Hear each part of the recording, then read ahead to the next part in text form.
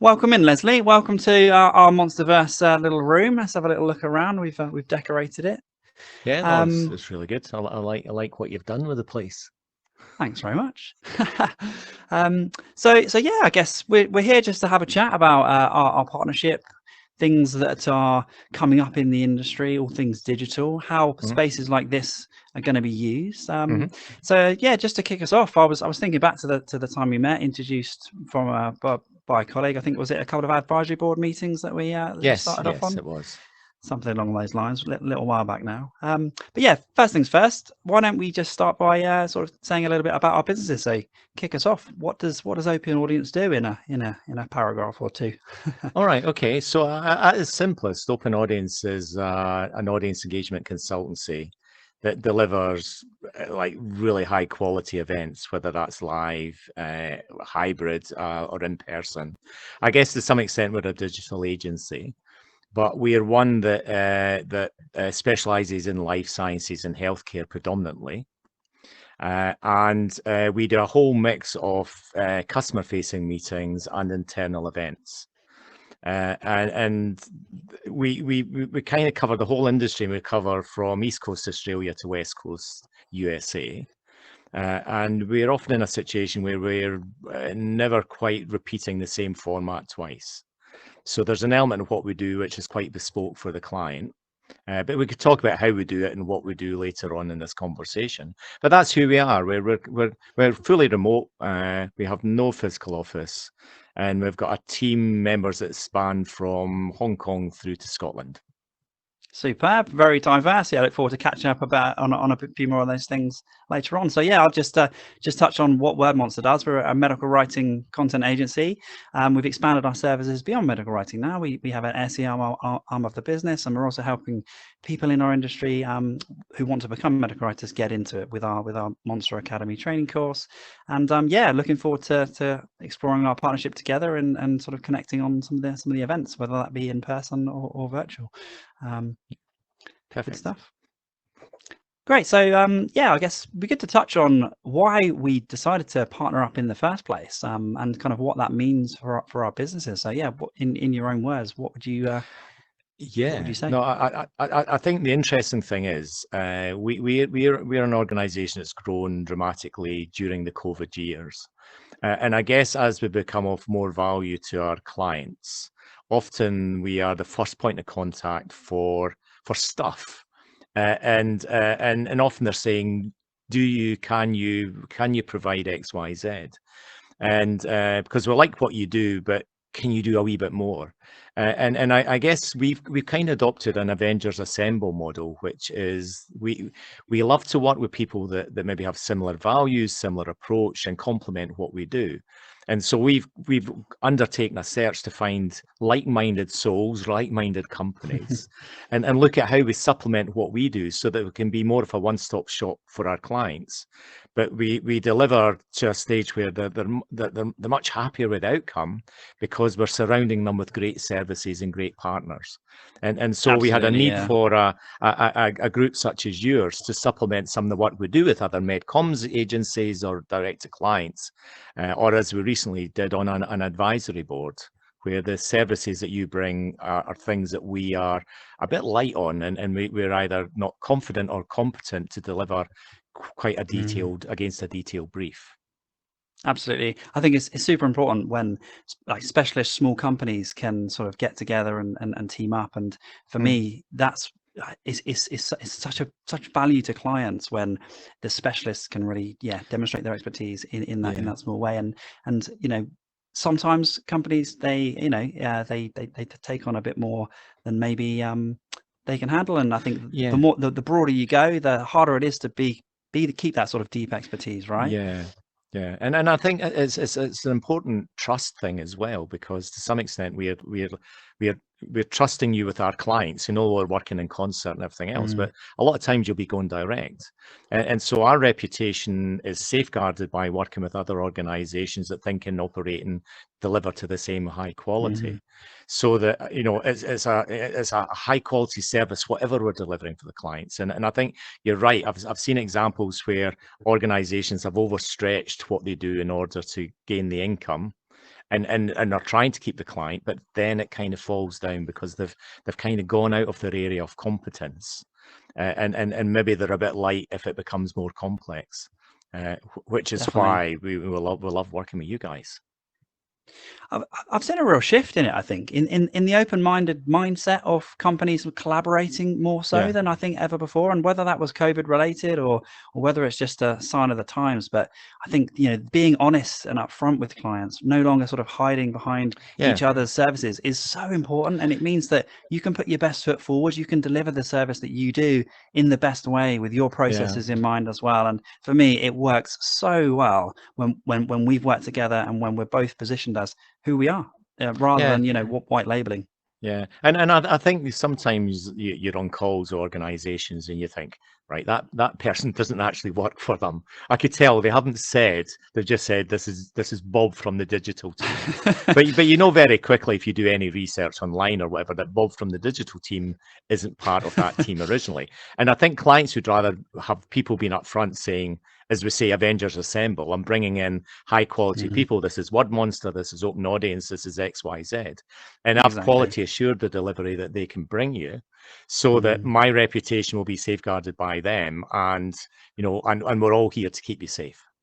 Exactly that. And I think it's sometimes about access to services. So I think this is why having an alliance, being upfront about that and thinking ahead with this kind of like team up in mind, means that you can have those conversations with clients upfront so that the MSAs and things are set up to bring in those services of your partners later on. So yeah, I think everyone wins really in that scenario. Perfect. Good stuff. So yeah, I guess moving on to the services themselves then. So I know you do a bunch of in-person events, and of course that's where I guess meetings started off once upon a time, and there's obviously been a shift towards virtual stuff. So yes, tell us a bit more about the specific services that you are doing meetings wise and other. Yeah. Okay. Well, I think again, if you talk the pre-COVID years, it's like PC and AC, you know, and I think, you know, pre-COVID we were really just thinking about engaging with customers at healthcare professional events in a live location somewhere in the world. So in the years pre-COVID, we were on 6 continents. We built stuff to work in China. We were in Australia, South America, North America, etc., etc. But it usually involved us jumping on a plane and going somewhere. And I think the thing that clearly happened during COVID was just you couldn't do that any longer. And I think during the COVID years, it was almost 100% virtual. You know, and during that we were doing everything from, if you like, 1 hour Zoom on steroids delivery through to 4 days, 18 hours, 3 time zones, 9 languages, soup to nuts for a global congress. And it was everything in between. And I think what tended to happen was that during these years, clients would say, oh, can you do pre-records? Or, oh, we'd really like a highlights video. Or it'd be really cool if we could do some kind of networking. And then what we kind of found during the period was there's so much technology around. And often the value that you bring is to get the right technology, not necessarily our technology. So if you take something like networking, it's kind of like, well, what level is it at? Do you just want people one-to-one on Zoom randomized? Do you want them AI driven? Do you want them profile? Do you want them to be subject driven? Do you want them to see each other? Do you want them to be around the table? Is it within the agenda? Is it outside? And you'd have all this kind of conversation just on networking. And what we found was there's 4 or 5 platforms that could do elements of, but not one platform could do it all. And I think in the years immediately post COVID, obviously people have been rushing back to the excitement of an in-person event. But I think there's definitely a cohort of attendees who have decided, yeah, I see the value of coming in, watching an element of going online. Yeah, I'd much rather do hybrid than fly to Switzerland because I don't have time. I can go to 3 hybrid events in a week rather than 1 physical event. So I think there's been a big shift in delegate behavior. And I think companies were thinking, right, that's that over, right? We can stop this technology stuff and get back to live events. But I think the audience is voting with their feet. So now we've got different clients who are saying, right, we're always going to have a mixture of really cool online once a year. We're going to have, you know, less set piece virtual stuff during the year. And we're going to have 1 physical. And often now we're involved with clients where we're doing an element of each. So we might be doing the whole live meeting. We might be doing everything from AV to setup to pre-records to running from the back of the room and engaging. But by the same token, we're often in a situation which is, all right, okay, can you just come and get the leadership team in Ireland to connect 12 sites around the world? And all we need you to do is connect 12 sites around the world and stream out from Ireland. Or we're running an event tomorrow as an example where we're across 3 time zones, relatively the same content, but a different chair and a different Q&A in 3 different time zones, but it's a 24-hour span of one event. So I think that there isn't a one size fits all. And I think the companies that are winning or are adding more value are those that are nimble and adaptable in the moment to say, right, what are you trying to do? How are you trying to do it? And how can I incrementally improve what you're doing? And don't worry about the tech. Don't worry about the platform. Don't worry about what you're doing. Tell me what you want to achieve and tell me what your engagement journey is and tell me what return on engagement you're hoping to get. And then let me worry about the technology. Trust me, I'm a technologist. It's one way of expressing it, but it's like, don't specify the tech because I'm not specifying the tech until I know what you want, kind of thing. And there's so many options now, right? There's so many options and so much cool technology, here. Just look at this space we're in right now. I mean, it's such a fantastic space, and we've been using a space like this for our weekly meetings, socializing, collaborating. You can do so much in here. We're in Meta Horizons workrooms. It's one of the default apps that come with the Quest 2s, and it's completely free. And this is an example of a sort of like a breakout room scenario, which I think would be fantastic for an advisory board meeting. To save people who don't want to travel. You've got set places. You've got the speaker part up there with the microphones. You can then facilitate. You've got the screen behind us where you can present slides that actually moves, and you can personalize the space. As you can see here, we've popped some of our logos up, and what a cool thing to do it would be to have an ad board running in here, right? And you could keep an eye on the weather as well. That's it.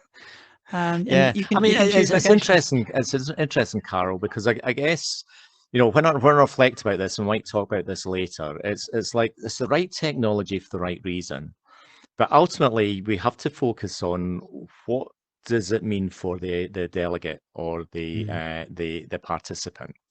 And I think I've looked at a huge amount of tech, and I've never found one piece of tech that does everything that I need it to do. So I think the skill is in around building a stack so that it's seamless. However you build it, it should be a very simple way for a delegate to get into an event. Now, if you take something like this, you might say, oh, right, this is really cool. How do I do this? How do I get 12 key opinion leaders from around the globe to be ready to engage in an ad board like this? Now, is it just a click an app on my desktop and I'm here? Well, it's more than that. So I think that there always has to be a balance between the art of the possible, and this is a great example. This is a great example of something that looks cool, is very intuitive once you're here, but the journey to get here for some people might just be a step too far. And so I think part of it is to say, well, where are you in terms of gimmick versus value versus functionality? And where do you want to wow your audience by doing something? But in order to do that, it's like speaker briefing. I'm getting you to come on to be a speaker on an event. I need to make sure you're rehearsed.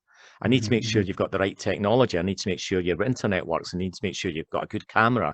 I need to make sure you know how to share slides if you're sharing slides.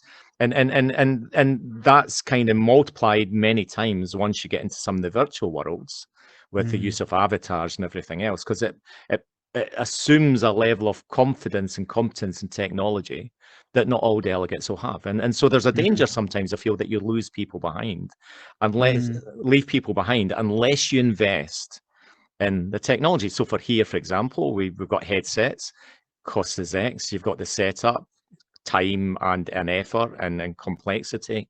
But once you've cracked through all that, it's changed my life, right? But in order to get there, there's an investment in time, and so I think there's a balance between how often are you meeting, what you're meeting for, how much effort you're willing to put in, how much effort is the delegate willing to put in to come into something like this. But this is great. I mean, I think this is the future, and and to some extent, you guys are pathfinders here in terms of this kind of technology. But I think once people come in here, people say, I want this. Right. Totally. How do I do this?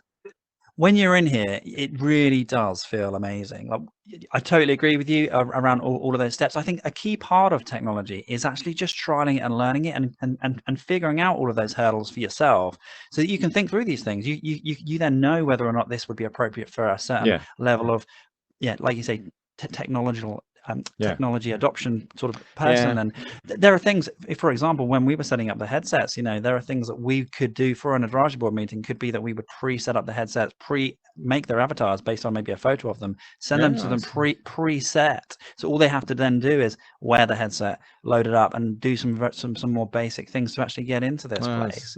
So which but you only understand these things once you've gone through the hardships of figuring it out yourself, which is so important. And that's why we invested in Quest 2 headsets for our team, is we want people to be touching and feeling these things daily, weekly, so that they become experts in these things, so that we can advise our clients and work with you on coming up with the best solutions for events and for anything really, for experiences or whatever.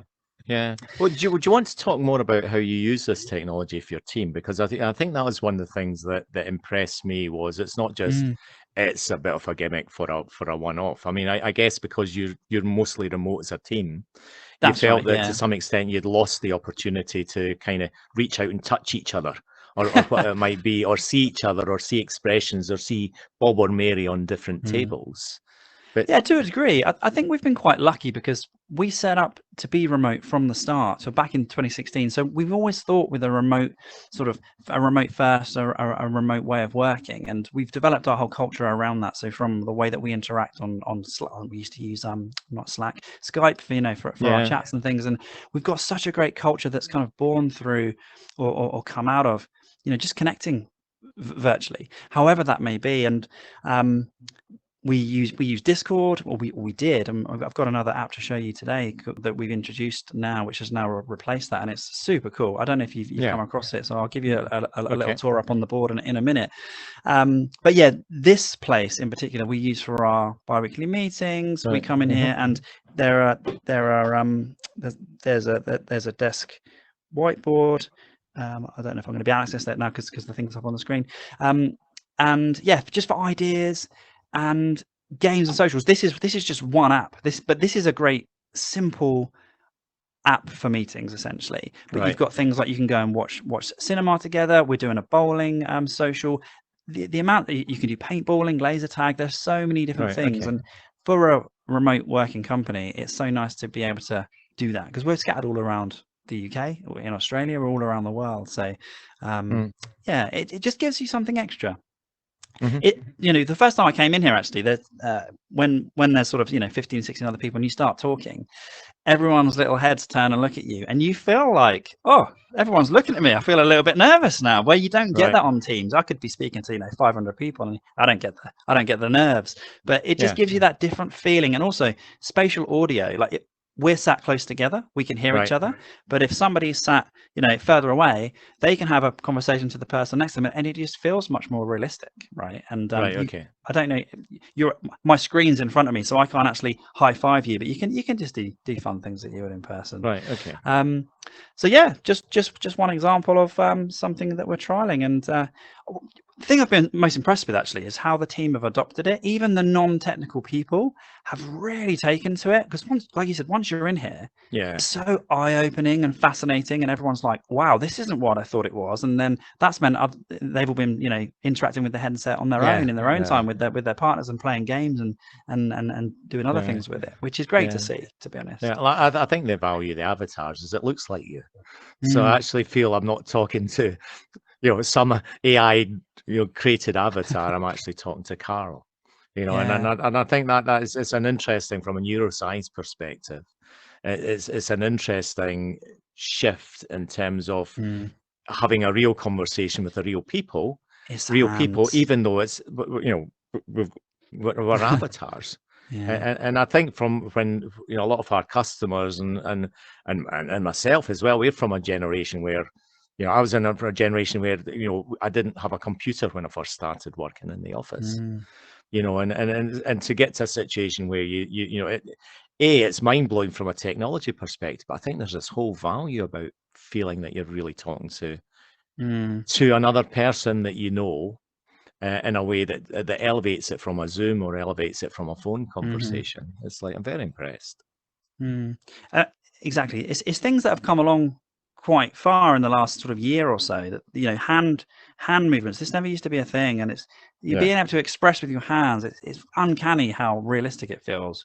Like we yeah, get to know people on Zoom, and we see their hands moving around, and when you're in here, you're like, oh my god, that is actually them. It looks yeah, like it's them, like and it them. feels like them because they're really Yeah, acting in the way that they should. And things like eye tracking at the moment, our eyes are not tracking. Like where I'm yeah, looking isn't exactly where I'm looking, but in the future, and there are headsets out there now that do have that, and yeah, yeah, that's going to open up a whole nother load of possibilities. So yeah, yeah, it's a great space, and yeah. be good to hear about any others though. Any other sort of digital spaces that Yeah, you've had a go with? I mean, I love the digital.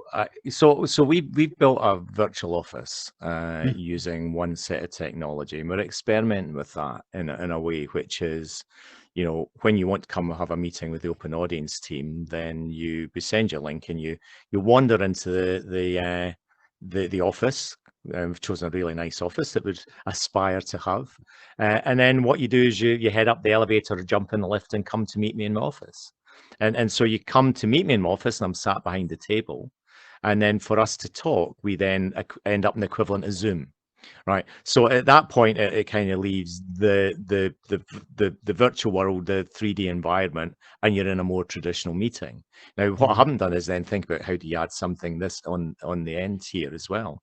But part of that is that it means that you're in a much different position for clients come in and explore. So you'll have a material section, you'll have the equivalent of a shop, you'll have the equivalent of a go and try this kind of thing. And so we're at kind of experiment with different technologies within the virtual office that allows people to kind of come in and just have a look, and we don't even know they're there. But they can go and pick stuff up and have a look at it, download it, and see things happening. And to some extent, it becomes a kind of mix between marketing, a brochure, and something that's a really interesting and different office space. Now, again, it mm, won't be for everybody. And maybe we need a button which is, right, don't want to mess with this, just get me straight to Leslie. But part of it is that we're trying to create something that kind of reflects the kind of organization we are and the kind of technology that we're experimenting with. Because I always feel that for the organizations that are going to live and grow, those organizations have to always be thinking about the innovation gap. And I always have to be thinking about not what's the future going to bring, but what do I want the future to look like? And what am I anticipating and thinking my clients are going to need in 5 years or 10 years time, and to some extent be ahead of the curve and get it there for them, so that we're always looking. So we're sometimes picking up technology and playing with it, and then thinking, oh right, maybe there is an application. So we've just introduced a really mm, interesting, like interactive video app, video platform that's more about how do you get more value out of on demand, and how do you get more data out of somebody coming in and looking at an on-demand video, and how do you start letting them hear what you're saying on the video in different languages, and if they want access to a test, or they want a certificate, or they want access to different content, how do they personalize their own journey so that they can mm, go back and forward and can go down different routes? And that's all with a view, which is the changing behavior of participants and employees. Or, how do you create your equivalent of Netflix for your 1,000 hours of content? And how do you allow people to go into that content and say, oh, that Carol was really interesting. And he spoke at some point, he talked about cheese, right? Right. On this 1,000 hours of videos, where did Carol speak about cheese? So you type in Carol cheese, and it says, well, Carol talked about cheese at 2 hours 13 on video 7. But he also mentioned cheese on video 74 at 2 minutes 16. And if you click that, you go straight there.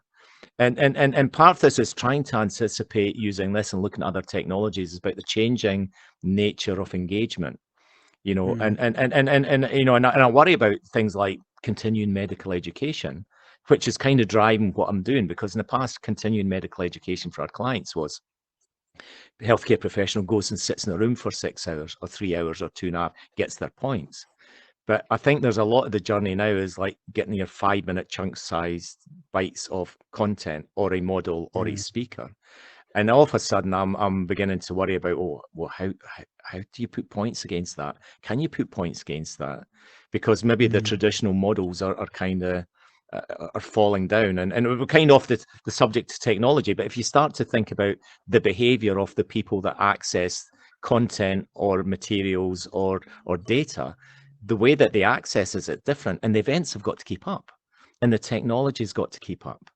And so that's what exercises a lot of my mind. I'm often looking at technology thinking, in the delegate's shoes, how would I use this? You know, do I want to go to Interesting, a yeah. virtual world and be able to say, oh, look, see that screen up there? If I touch that, will it do something? All right, oh, isn't this really cool? There's a TV screen here. Can I press play? And can I press play and can I look at it? And by the way, can the organisers of this room know that I've pressed play? And can they follow the journey I've had? Because that's their way of measuring the return on engagement. So we've looked at different virtual worlds, we've looked at different virtual spaces, we've looked at, you know, how to build a congress hall, we've looked at how to commercialize shops online so that you wander around the shop and pick stuff off the shelf and look at it and things like that as well. But often we're there before the client says, I need something. Right. So often we're there because we're thinking, oh, this is really interesting. You know, I imagine the clients would want this if they knew how it existed, and it comes back to what we were talking about earlier, is that they need somebody to trust that's going to get them there. You know, and a lot of this stuff, when I look at a lot of this stuff, I think, gosh, I would never do it on my own. Right. Lots of really cool stuff. But what I need is a partner who kind of gets it and will keep me safe. And it's maybe 1 or 2 pages ahead in the book. You know, has done the research, knows that that platform does or doesn't work in China, as opposed to me having to buy a platform and finding out it doesn't work in China. Like where it's almost like an independent financial advisor, an independent technology advisor. Like, you know, like, I know you're not going to sell me the one that you've got in your bag, but sell me the thing that I really, really need. So long answer to it's a very short question, but I think I spend probably 10% of my time in a week looking at stuff I've never seen before, and then trying to think, is there a value for my participants and delegates and my clients? Good stuff. No, keeping the people at the center of it all, because you're totally right. I think technology can get in the way sometimes, and if you think tech first, then yeah, it can send you down some rabbit holes. So no, good to hear you thinking that sort of keeping that top of mind. Good stuff. This is something that we've actually been using just this week as our own little office space, and essentially it's a 2D 8-bit world in which you can create an office space. This is us zoomed in. You can go over and interact with people. Essentially, if I walk up to Jenny, that's my wife actually, and our head of people, it then automatically starts a video and an audio conversation. So it really mimics a real world environment. I'll just zoom out quickly to show you, like, yeah, but the full view. Creates like a video with real views or avatar views talking to each other. With real views. So it's like going on Zoom. Right. Okay. And yeah, so we essentially have a lobby. So if you have delegates or somebody who wants to come and join and explore, they'll land in that one below the door. Yeah, you've got desks that you can go over and speak to people on. And then what we've done is we've created different rooms with different areas. So we've got this one up here, which is just a sort of general loungy area. We have we support our team by having a help clinic, we call it. So 1 hour a day, someone comes and sits in here, and you can have a private space. And you can, as you can see, this bit's just been highlighted. You can only hear and see the person within that space. We've got a co-working space up here, so if you want to sort of chat and work alongside someone else, while you can do that.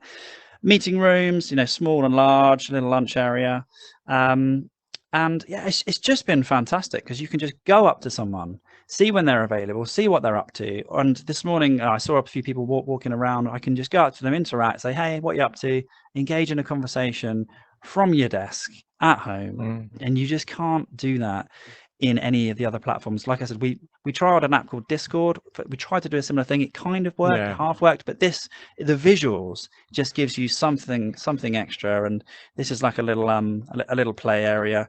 You've got some sort of extra fun things you can do. You can play around on go-karts and have spaces. So how do you balance the value around of not everyone will want to engage in the same way versus some will want to press everything Well, versus spending time here, if you like, on non-work related, or is the fact that people spend time non-work related of value?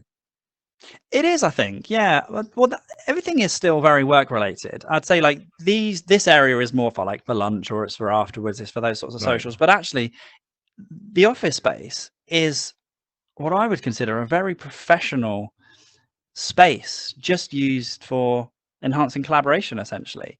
And the opportunity for us as a business and for events, you can create massive spaces. You can have up to 500,000 delegates in these Yeah. spaces. You can create a stage, and you can force video to be off for your delegates, and you can't go too far wrong. People can't come in here and break things. You can Right. limit what they can do, and it's Yeah. really very, very simple. Actually, all you have to do is press your arrow keys to move around. There's a couple of buttons you can throw confetti at people, and you can do a little dance, and then you press X to interact with things Yeah. like websites and all sorts. So what, for me, I see this platform being used for a conference center, like a webinar day, where you'd have one lecture hall, everyone would be in there, someone who's a speaker goes on the podium, and then that transmits the video and Yeah. the voice to everyone in that room.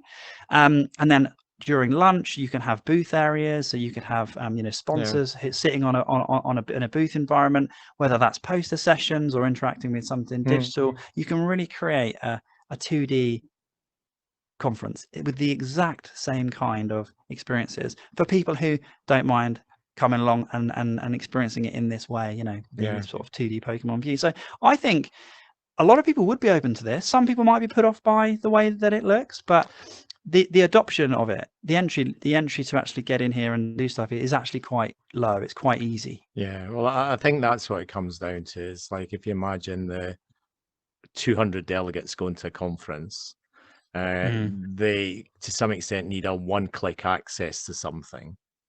And they might then kind of need a guided tour to do something else. But I think, one of the things I would always be thinking about is, how easy would it be for me, if I'm an average delegate, how easy would it be for me to get on here and to work it out, so that I'm not spending, it's a bit like, when Zoom introduced whiteboards. And the client would say, "Oh, I'd really like to use a whiteboard in Zoom."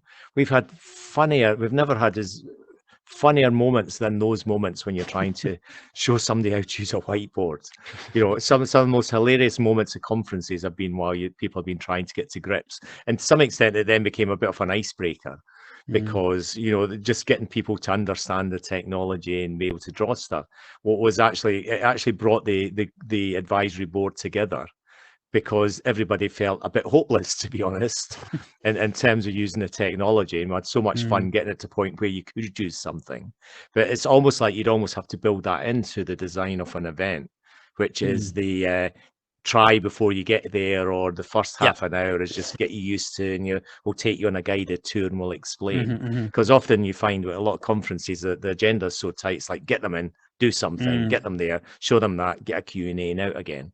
And people often don't see the value of explaining the setup of the technology to the delegates. I think there are some cool ways that you could do that with this. That there is actually like a tutorial like room that you can set, and it sort of takes you through the arrow keys and things like that. And I think that with this, you'd probably want like a maintenance person or like a help desk that someone could go and walk up to and say, "Hey, I don't know what I'm doing. Can you help me?"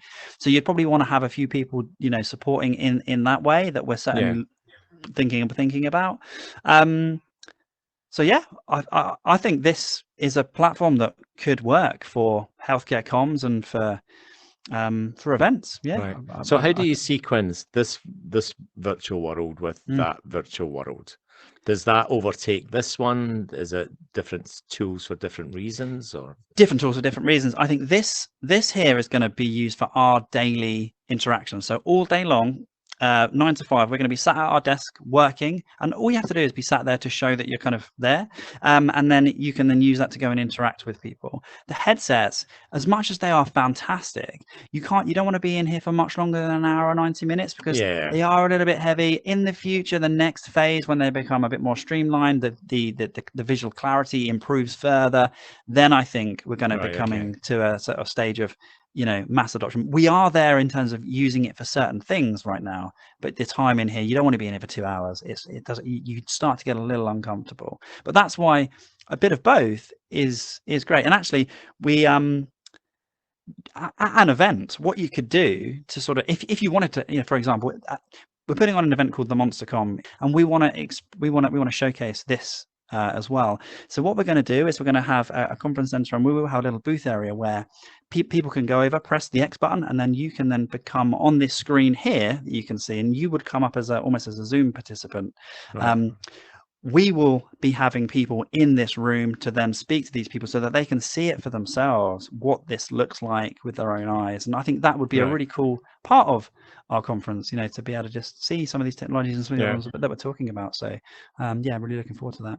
Mm-hmm. But yeah, on this kind of like train of thought, have you seen anything else that's similar, or have you experienced anything kind of like it in the past? Well, I think I've seen similar things in the early stages of post-COVID, where people were starting to build the virtual rooms that had, to some extent, a bit like the Sims world or whatever. You had people in a conference center, or sat around a table, so you could see, you've got your name above your head. I'll talk to you and things, tap them on the shoulder and things like that. But there are so many technologies available, not all of them work very well.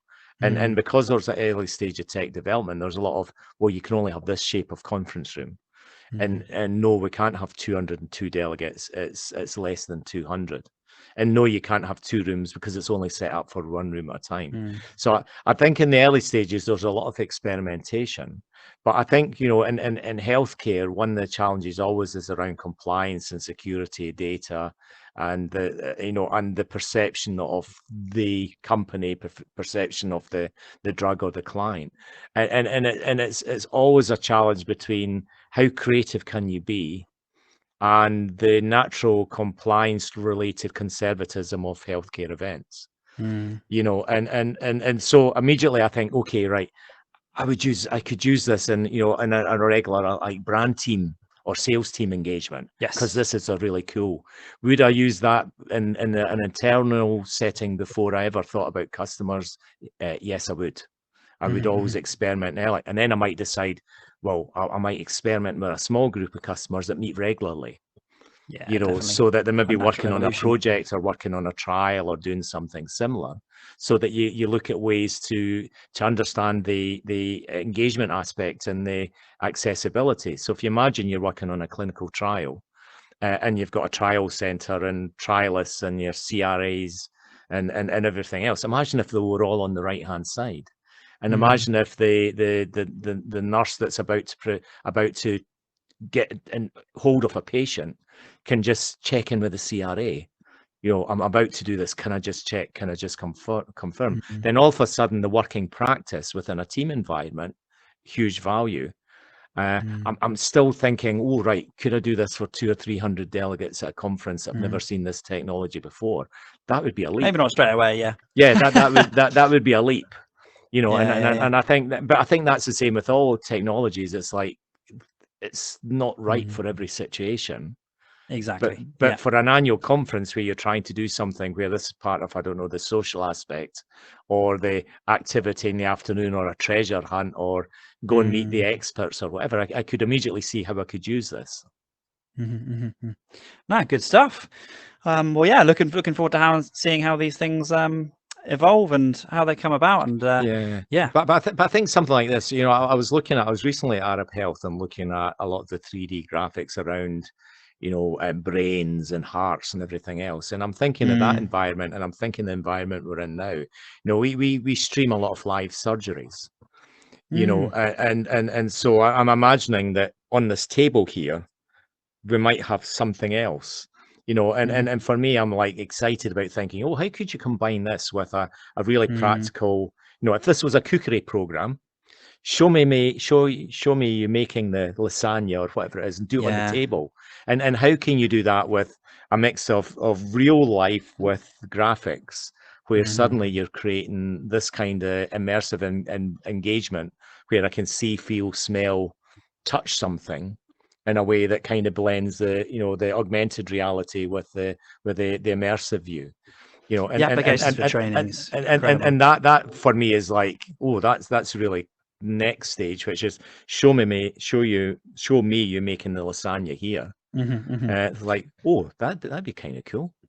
You know, Definitely. And you know, and yeah, it's taking it to the next level where there's a practicality about taking advantage of being in this kind of environment. 100%. It's like, for example, if you just wanted to learn about the engine, the engine in a car and what all the things do. If you can expand it like the Minority Report and pull it all apart and Yeah, look at what these things do and use that as a tool to yeah, explain as a teacher, there is so much value in that. And you can do the same for health and the human body. And if you can yeah, pull the body apart, and it's absolutely wild. And yeah, I think that there are a lot of applications like that out there, or at least I've heard about them. I haven't really yeah, seen them in an environment yeah, like this yet. I think augmented reality is where those kind of applications yeah, seem to have been talked about. But I look forward to seeing and hearing more about that in the yeah, future. So yeah, just to sort of finish off then as a last thing, I guess.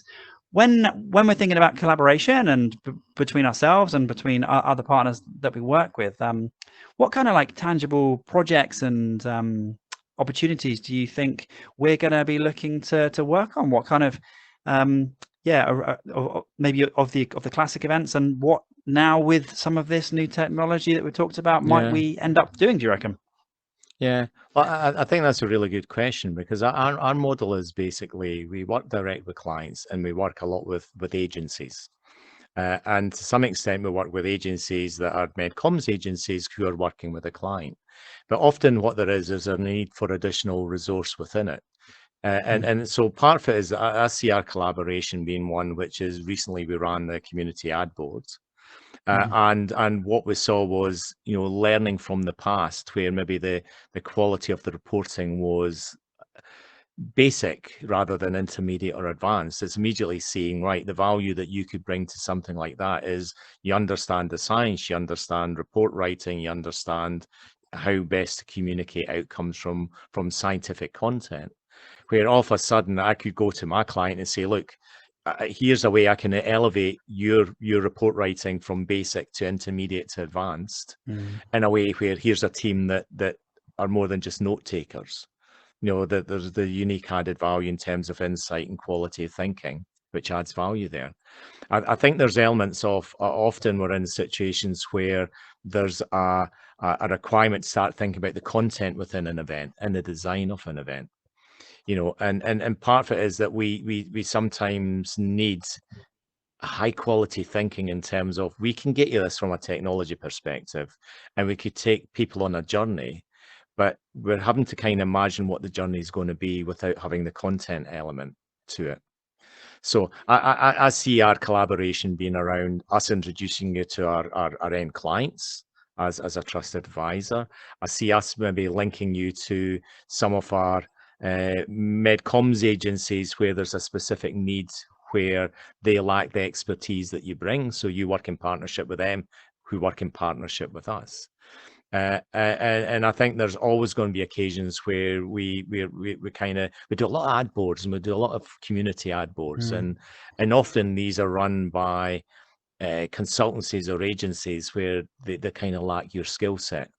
So when they know they're providing or running an advisory board, but it's all about the mechanics, it's all about logistics, and they really kind of struggle sometimes with, how will we stream it, how will we record it, what happens if there's different languages, how do we get a good quality report, how do we ask the right questions in advance that get the right scientific outcomes, and often that's a collaborative approach, and I think you would sit really nicely within that. So Superb. Our team love ad boards. yeah, yeah.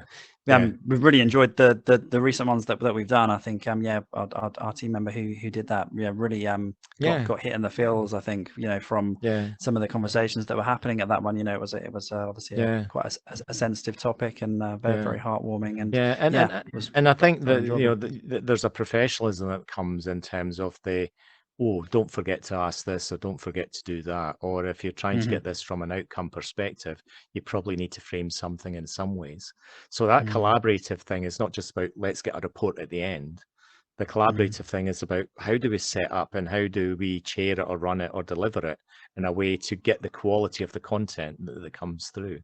So I think there's so many ad boards out there, and there's a real spread between how they're run, how engaging or not engaging they are, how focused or unfocused they are, how they follow a set guideline, how they kind of free flow and everything else. And I think the value you bring is you like us probably see all different models. So when we've got clients that are coming to ad boards for the first time, or focus groups or expert panels, often they've got limited experience of what good looks like.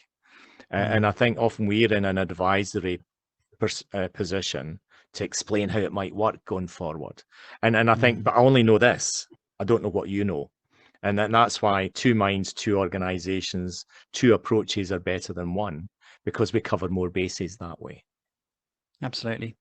Yeah. And I think from our perspective, there's significant value in our partnership, in the sense of we are remote first and we don't travel that often. And I think we're such experts in events, but we don't organize the events. We don't do the events. So I think that those in-person events and the facilitation of the events, I think is where we're a match made in heaven, really. We can do all of the thinking and the science and the content and the reporting and the slides and making everything look fantastic and making all of the content for an event, but we don't do everything else around it, which is why I think it's really just a match made in heaven, to be honest. So and I think we asked different questions. You know, it's like we've run focus groups entirely in Russian and Japanese, or ad boards, you know, and but not everybody spoke Russian in that one or spoke Japanese in that one.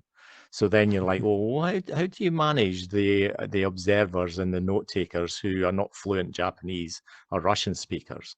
And what do you do when you're in breakouts? And how do you manage the fact that there's a Russian speaking breakout and an English speaking breakout, but the facilitator only speaks English? Now that's getting into some of the mechanics of how you run a meeting, but often that's then what's the technology behind that, and how do you do that? You know, so we ran an event recently, you know, which was the whole event was in English, but they wanted 4 YouTube streams in French, German, Italian, and Spanish. So we were taking the stream and we created 5 YouTube channels, but we had different languages on different ones. And you had to signpost the fact that if you really spoke French or Italian, you could listen in English, but you could look at subtitles in. But there's also technology that allows you to watch and listen in Italian and watch subtitles. But then there's this whole thing about, you know, like, is it real translation? Is it AI? Is it, you know, is it glossary of terms, improved AI? So that whole thing about ad boards is that there's a certain way of running ad boards, but look what you could win. And I think that's the way that we kind of complement each other. It's like, well, do you want to run a separate Japanese stream? Oh, you know, how would that work, and what value would it bring? You know, and I think that's where I think we do complement each other. It's just, you know, different backgrounds, different experiences, but together the whole is much more valuable. Brilliant stuff. I think the future's bright. I think, and just to touch on the industry itself, maybe as a final point, and I think we're in such a great position, as we're both similar sized companies as well. I think that's one of the other things why it's so exciting. I think we're both full of ideas. We're both full of ideas for new services, and we're very, you know, conscious about culture and how we treat our teams and all of those things. I think we're so well aligned on that front. And the industry, I think I read a market research report that said I think it said something around the fact that in 2022 the medical writing industry is around $4 billion, and in 2030, 8 years time, it's going to be about double, about $8.5 billion. And for us, the medical writing is so sought after. There's such a void already, and that it's incredible. This is going to double in the next 8 years. So that's why we are putting a lot of time and energy into our training course. We want to train 5,000 medical writers over the next 5 years to, you know, help the industry come along. Not to hire that many people, but to train them and help people come into the industry. I've got big dreams, but not quite that big, let's say. There's just I think that in healthcare communications and all of the things around it, there's so much potential, and, you know, a lot of it's underpinned by this amazing technology. So yeah, can't wait to see where the future takes us. Yeah, and I think, you know, the reality is everybody knows that the future is different from today, but nobody could predict the future. And it comes back to what I said earlier, that you don't sit there thinking, tell me what the future looks like. We have to sit here thinking, tell me what I want the future to look like. You know, and I think a lot of organizations are like, you know, healthcare professionals are knowledge thirsty and time poor. You know, and it's like, how can I make what I have to share to add value to the doctor community more accessible, more interesting, more engaging? And I think everybody's in a bit of an arms race to some extent about how can my sponsored symposia of 14 at a congress be better than others? And often at the moment they're thinking the better quality speakers or whatever.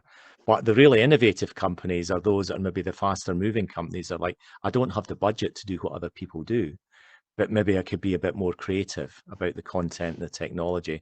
And maybe I'll be remembered because we deliver the content in a much more engaging and interesting way than the standard. So I think for me, it's like, you know, neither of us are sitting saying this is the model and this is how it's going to work in the future. Absolutely. Like this. Yeah. I think it's the agility and nimbleness of organizations say we'll be 2 pages ahead in the book. Absolutely. You know, and if we can be 2 pages ahead in the book and explain and share what we can do with our clients, it's ultimately it's all about improving health outcomes. You know, I 100%. often think that what we're trying to do is if we can incrementally improve a doctor's experience in one of our conferences, then they go away a better prescriber, a better educator, a better medic, which means that ultimately patients benefit. So it comes back to technology, not just for technology's sake. Technology is the way in which you can get across a much more powerful and valuable content and knowledge sharing around the globe. So I'm really excited. It's great. It's so fun. I think, laying the track ahead of the train is exactly what we've been doing as a company, as a culture, you know, in our own team. And thinking to the future, forward thinking. And I suppose what a great segue to end it is I better get on that train. I think our time's up. Thank you so much for joining us in our space today. I loved it. And have a safe trip home, which is going to take you one click of a button. And look forward to speaking again soon. Yeah, well, it's still light outside, so I'll get home in the daylight. So that's nice one. Perfect. Safe travels, Leslie. Thanks, Carol. Cheers. Nice to see you. Take care. Cheers. Bye. Bye. Nailed it. That was wicked. That was really good, I think.